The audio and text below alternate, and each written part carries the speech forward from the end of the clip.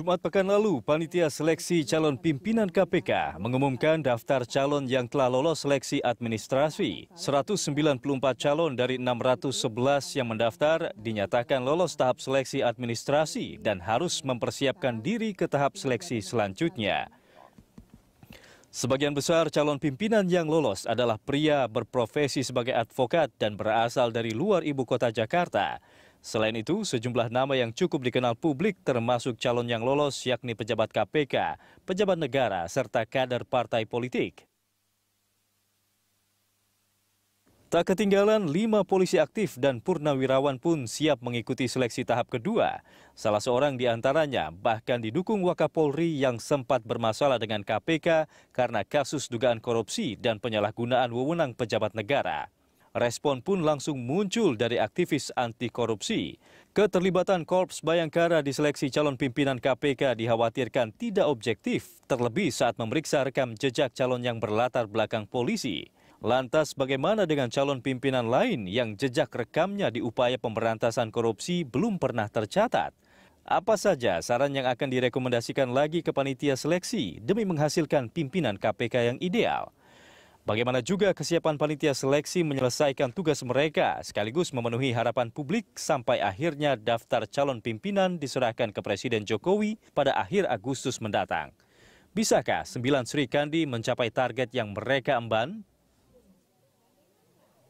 Untuk membahas figur ideal di KPK, kita akan membahasnya dengan narasumber yang sudah hadir di studio Berita 1 pagi ini, Wakil Koordinator Indonesia Corruption Watch Agus Sunaryanto, dan kita juga akan mencoba menghubungi Ketua Panitia Seleksi Calon Pimpinan KPK Destri Damayanti melalui sambungan telepon.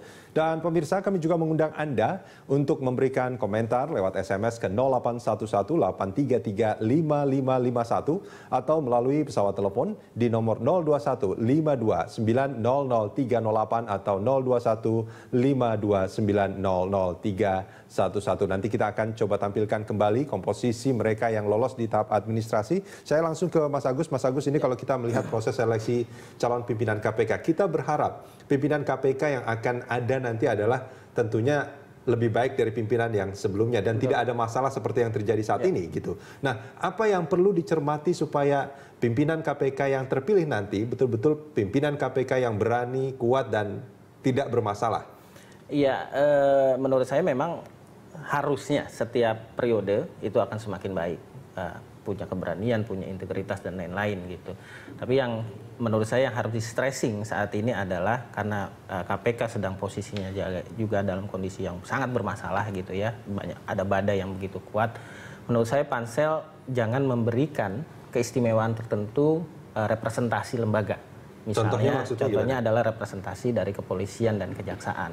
Menurut saya ini harus jadi pegangan kuat karena ketika Pansel kemudian seolah-olah memiliki paradigma bahwa harus ada wakil dari kepolisian atau kejaksaan di institusi KPK. Saya khawatirnya nanti adalah tidak lagi ada objektivitas terhadap para calon. Bukankah itu akan juga menimbulkan sisi positif lain, artinya bisa memberi harmonisasi koordinasi yang lebih baik dengan lembaga-lembaga seperti kejaksaan dan kepolisian itu seandainya ada calon pimpinan dari dua lembaga itu, enggak?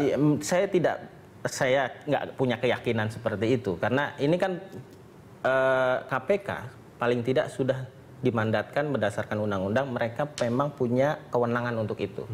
Kepolisian ataupun kejaksaan tentu harus patuh terhadap itu gitu. Kalaupun tidak ada representasi dari kepolisian atau kejaksaan selama nanti seleksinya adalah fair, menurut saya kepolisian dan kejaksaan kalau memiliki komitmen yang kuat terhadap pemberantasan korupsi, tidak ada semacam esprit de corps gitu ya, seharusnya ini tidak terjadi lagi. Apa sih sebetulnya dikhawatirkan sama Mas Agus kalau memang ada dalam tanda kutip kayak privilege seperti itu? Menurut saya berdasarkan undang-undang sudah jelas. Berdasarkan undang-undang KPK pasal 21 ayat 4 sudah disebutkan bahwa pimpinan KPK otomatis menjadi jaksa, menjadi penuntut dan penyidik gitu, otomatis. Artinya siapapun nanti, entah itu wakil dari masyarakat sipil, entah itu wakil dari BPK ataupun institusi lain, ketika jadi pimpinan maka dia otomatis adalah penyidik dan penuntut.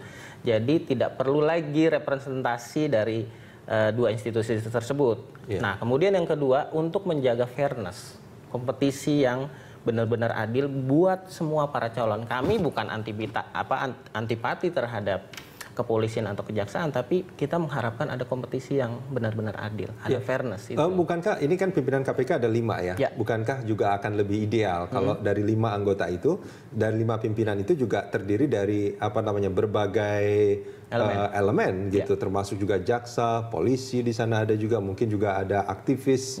Anti korupsi segala macam, bukankah kita berharap idealnya seperti itu, tapi lagi-lagi ini kan basisnya nanti bukan lagi hanya sebatas background, tapi kompetensi, kapasitas, keberanian, rekam jejak.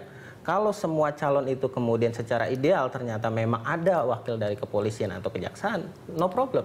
Tapi jangan ujuk-ujuk di depan dikatakan bahwa harus ada representasi dari kepolisian dan kejaksaan. Artinya ini mengeliminir potensi calon-calon lain. Ini hanya karena alasan fairness saja ya. Salah satunya itu. Kemudian yang kedua adalah kita khawatir, sebenarnya ada rasa khawatir juga. Bagaimana kalau kemudian kita lihat lagi mandat dari KPK, bahwa salah satu mandat utama dari KPK bukan hanya membersihkan koruptor yang berbasis penyelenggara negara, tapi aparat penegak hukum juga. Artinya kalau kemudian benar-benar nanti ada wakil dari kepolisian atau kejaksaan tidak memiliki integritas yang kuat, kita khawatir yang terjadi, konflik of interest gitu. Ini yang kita khawatirkan. Tapi lagi-lagi seharusnya pansel bisa melihat potensi ini, bisa melihat rekam jejak yang bersangkutan. Jangan sampai kemudian ya mereka adalah jaksa, ya mereka adalah kepolisian, tapi rekam jejaknya tidak baik. Makanya menurut saya yang satu yang harus difikirkan adalah fairness itu.